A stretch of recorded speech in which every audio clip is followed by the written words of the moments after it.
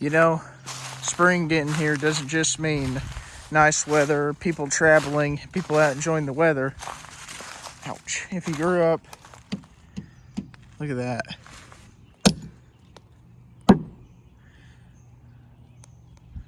Yeah, I'm not gonna try to chop into that or push that down or anything, but anyhow, nice weather, people traveling and enjoying and whatnot. If you grew up in the country, gosh, just fell backwards, and around the country like I have my whole life, it also means mushroom season. In particular, morel mushroom season.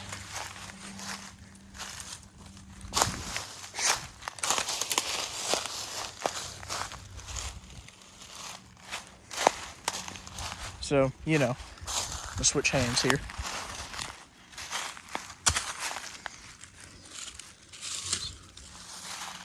So I'm kind of back.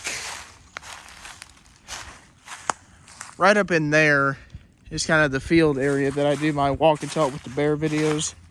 I'm kind of in a lower ridge, just trying to see if I can find any mushrooms. I mean, or see any signs of one. Some starting to perk up. Gosh, look at that. That's a little freaky. A lot of rotten wood back here. But it's, Lord, today was March 28th, I believe. Maybe the 29th. 28 or 29, don't quote me. But, and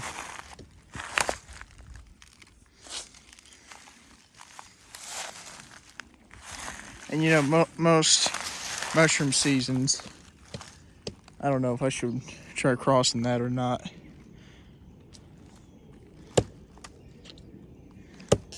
Yeah, I'm not going to.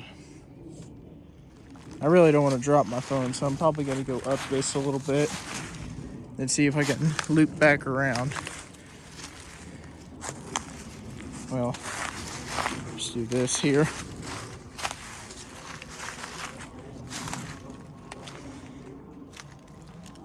What I think is pretty cool of note is if you look at some of the rocks around here, there's a chance that you could find some arrowheads.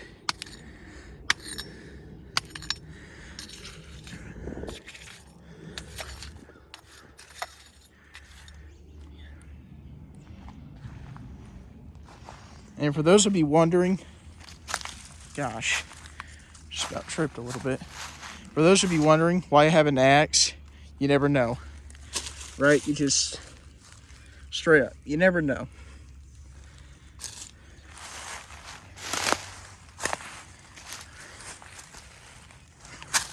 I mean, it's better to have something and need it versus something happen and you have nothing. So, unusual find. Beer can. That's something I'm not a huge fan of about people in general. I mean, there's a saying from Homesteading Off the Grid that I like pretty well. It might sound a little bit hippie, but leave only tracks, take only memories if you go in the woods or forest or any wooded area. And I completely agree with that. I mean, you know, there's certain people who make enough of a mess of our world, of the earth, that don't care. But, you know.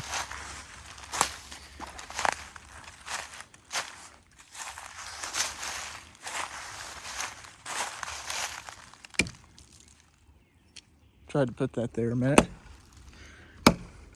Can't get it to stick. I don't know.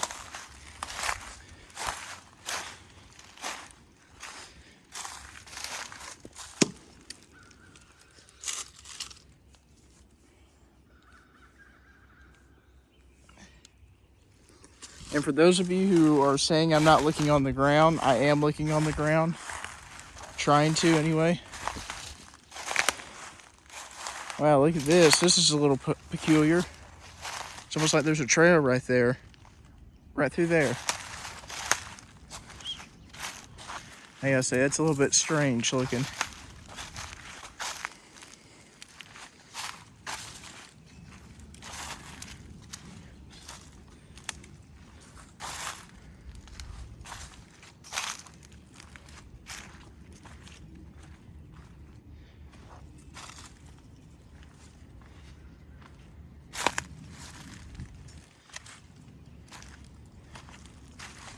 Oof.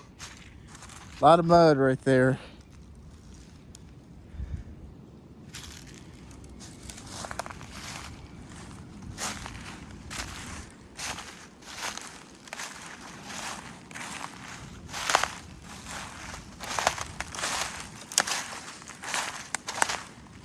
I need to remember where it is that I'm actually at, because to get back, I'd have to go up that ravine.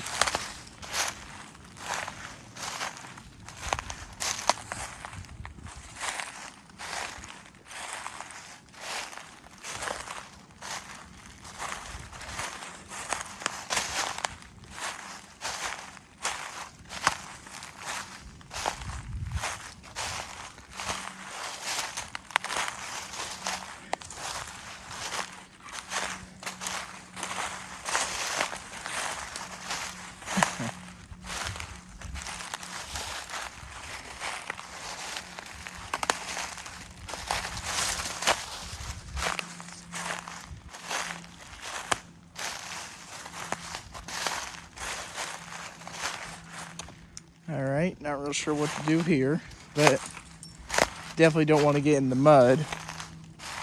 So we'll see about going down a little bit. I mean, look at how stagnant that water is right there. How still it is.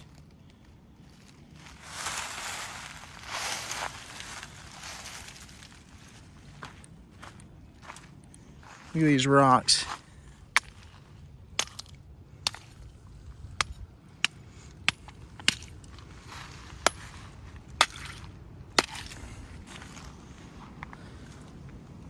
Very brittle. But I'm gonna try something probably a little bit risky. I'm gonna try to see if I can step somewhere and get up to there. So I'm gonna throw that. Hopefully I don't drop my phone. So here we go.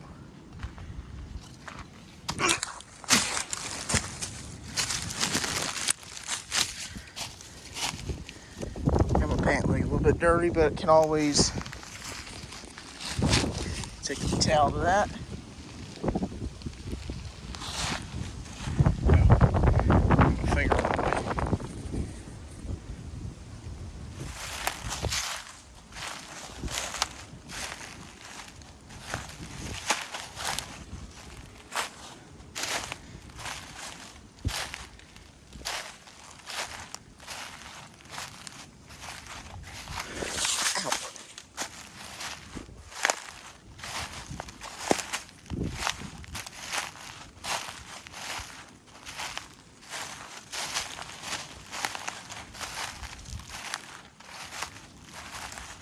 Really, I'm very early. I mean, mushroom season, morel anyway, is like, I don't know, late April to early May. So, you know, really I just wanted to come out here and make a video and see if I could find where any might come up. I mean, there's a lot of people who have said they kind of start around dead fallen trees and kind of around streams and whatnot. But, you know, really it more or less depends. That's what I'm getting at.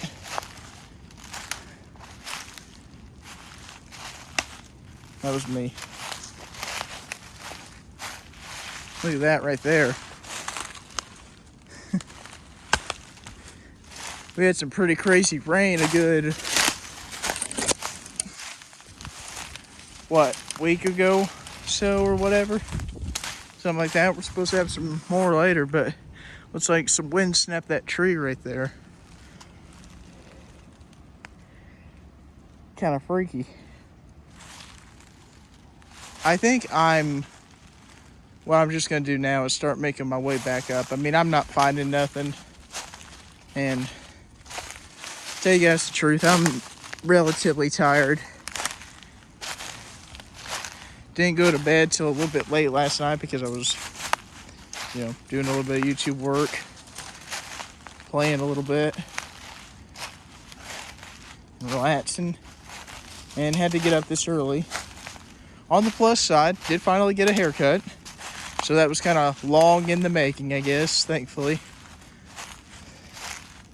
Well, I needed one and I hadn't had one for 4 or 5 weeks.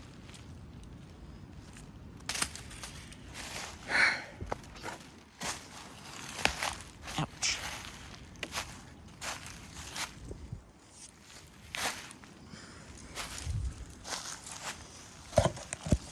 That, and I think here within the next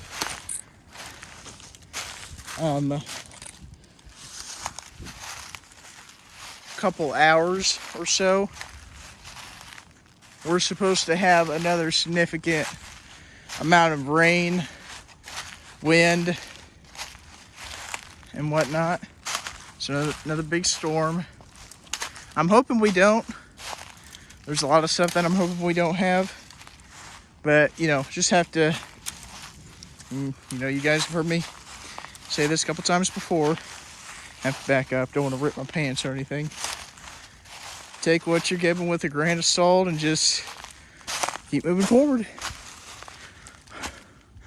On the plus side, though, BattleBots Face-Offs finally premiered this past Thursday.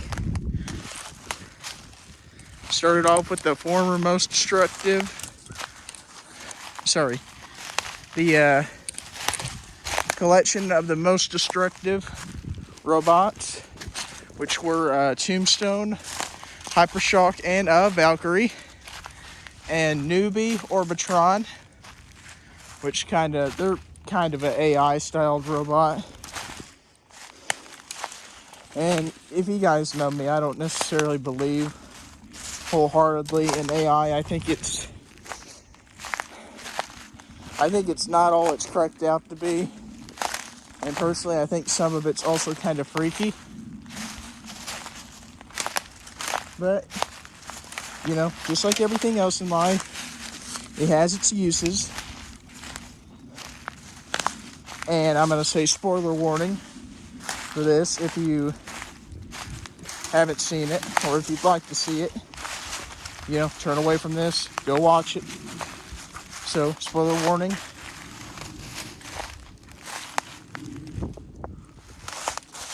Still here?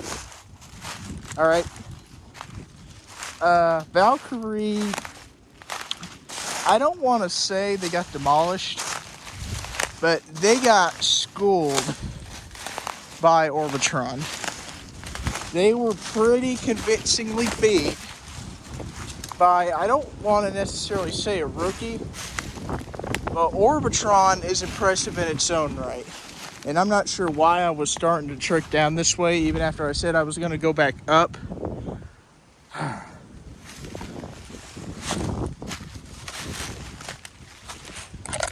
But yeah, Orbitron's pretty impressive in its own right.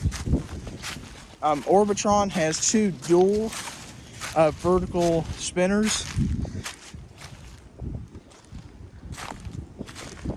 If you guys haven't seen BattleBots in general, or for those of you who have, a lot of people are calling Orbitron a kind of much updated version of the robot Counter Revolution back from 2015, from season 1. But they schooled Valkyrie. Then they got schooled by Hypershock.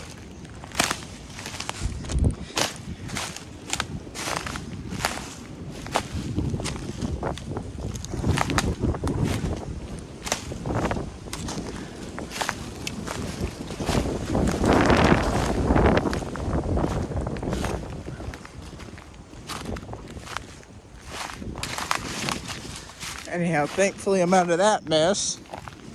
I'm telling you, if you guys are going to go hiking or go in the woods for any type of reason, make sure you have the proper shoes. Dudes are not the proper shoes, old dudes at that, but I don't really have good footwear for being down in the hollers and whatnot, so I kind of had to work with what I had. So anyhow, back to BattleBots. So Orbitron beats Valkyrie pretty convincingly. Hypershock beats Orbitron pretty convincingly. And now Tombstone. Now we get to the point where I was kind of wanting to talk about.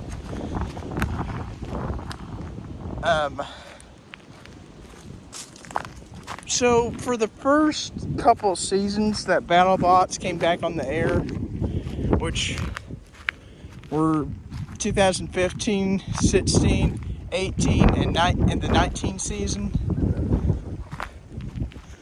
Tombstone was kind of, I'm going to tell it like it is, he was just known for kind of bringing the big hits, bringing the energy, bringing the destruction. Really, in my opinion, and I'm sure in a lot of other people's opinions, he was kind of carrying the show for the first 3-4 seasons. Then it was really notable, specifically in season 5 back in 2020, that Tombstone had kind of, I don't want to say he was past his game a little bit, but he was starting to show his age just a little bit. I mean, don't get me wrong, he was still extremely fun to watch, but Tombstone got catapulted out of the box essentially by Endgame, the first main event of season 5, returned back to its form in a fight against a lifter called a Slapbox, just tore them completely to shreds. Then they were put against Scorpios in a main event right before the tournament was supposed to start. And honestly, Tombstone was doing decent with that fight. Great big hits. Great big chunks were flying off Scorpios. I mean, Tombstone was messing Scorpios up in that fight. Trying to keep my finger out of the way. But they weren't showing controlled movement and they got knocked out, counted out. So, rule change. Any movement, from there on, movement was considered movement. But anyhow, Tombstone goes on to beat Mad Hatter, goes on to beat Gruff and Bounty Hunters. Season 6 rolls around and Ray Billings, who's the captain of Team Tombstone, made some pretty significant changes to the robot. And the changes were pretty, you could tell. I'll just say it like that. That's the nice way of saying it. You could tell that something significant kind of happened to Tombstone between seasons 5 and season 6. But Tombstone goes on to beat Mammoth and free shipping. Then it's put up against Jackpot. I mean, the vertical spinner. And Champions gets put up against Tantrum, yet another vertical spinner. And they lost both times to KO. So, then later this past week, this past Thursday, Champions comes on. Tombstone was set to fight Valkyrie and Hypershock. And next Thursday, they're closing off the episode with Tombstone fighting Orbitron, Valkyrie fighting Hypershock. Then we get to figure out who gets the award for this specific face-off. So, Tombstone versus Hypershock. Tombstone versus Hypershock actually happened before, back in Remars, back in 2022, I believe, where honestly, Tombstone gave Hypershock some pretty heavy damage. Ripped off 2 tires. Number of other things. I mean, Tombstone was on fire for most of the match. Batteries were on fire. And actually, Hypershock's ESC's electronic speed controllers for the weapon were on fire as well. But Tombstone ended up getting hung up and they lost the fight. So, you know. Rematch that happened in face-offs kind of late last year that we're just now getting to see now the fights. Tombstone goes to face Hypershock, tries to start the weapon, can't start the weapon, turns the weapon off, tries it again, gets to start the weapon, but I mean, Hypershock just, I mean, I don't want to sound brutal being a Tombstone fan or anything, but Hypershock just straight up obliterated Tombstone. Ripped the back open, set the back on fire. I mean, they did not give Tombstone even a single inch to breathe. Anyhow, Ray kind of went in depth on the issues that they faced in that fight, and he said something along the lines of frequencies that the robots are ran on kind of are what the arenas ran on, the lights are ran on, the production crew, the camera crew, the sound crew, and whatever else is kind of ran all on the same frequency. So Ray's explanation was that when they turned the weapon on, because there was so much interference that they were unable to start the weapon. So anyhow, they lost that fight pretty poorly, honestly, but they'll be back, hopefully. And hopefully they'll get a third fight with Hypershock. Hypershock versus Valkyrie was interesting for all the right reasons. Tombstone, previous to that fight, had never fought an undercutter. Never fought an undercutter. Tombstone versus Valkyrie was, I mean, now that I have seen it, it's one of my favorite fights in the new era of BattleBots, the reboot era of BattleBots. Because just the amount of destruction that was in this fight was pretty awesome. I mean, granted, I don't know how much destruction Tombstone technically did to Valkyrie, but they ripped Valkyrie to shreds. Ripped all the front cosmetic armor off, like the plastic armor, I think, completely off of Valkyrie. Shredded the tires. I mean, Tombstone versus Valkyrie, honest to God, was a joy to watch. It was very cool. But Tombstone, once again, unfortunately ended up losing that fight because Valkyrie disabled Tombstone's weapon and Valkyrie's weapon was still going strong. But Ray's son Justin, he even said that's a fight that he don't care to lose. That he's perfectly fine with the result because, and this is what I like about Ray and Justin Billings and really all of Team Hardcore Robotics in general. His words were, we were two top-level opponents just kicking the living snot out of each other. Beating the snot out of each other. And they were. I mean, I'm going to have to remember to post a link to BattleBots Face-Offs under the description of this video. So when I finally get done rambling, I mean, we're going on almost over 25 minutes now. But you guys will have to go and give that a watch here. Anyhow, hope you enjoyed. If you did, I'd very much appreciate it if you drop me a like.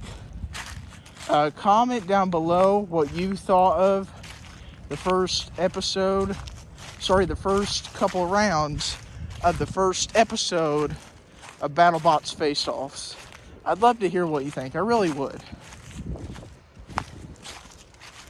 With that, I'm going to go ahead and turn this off. I mean, take care, everyone.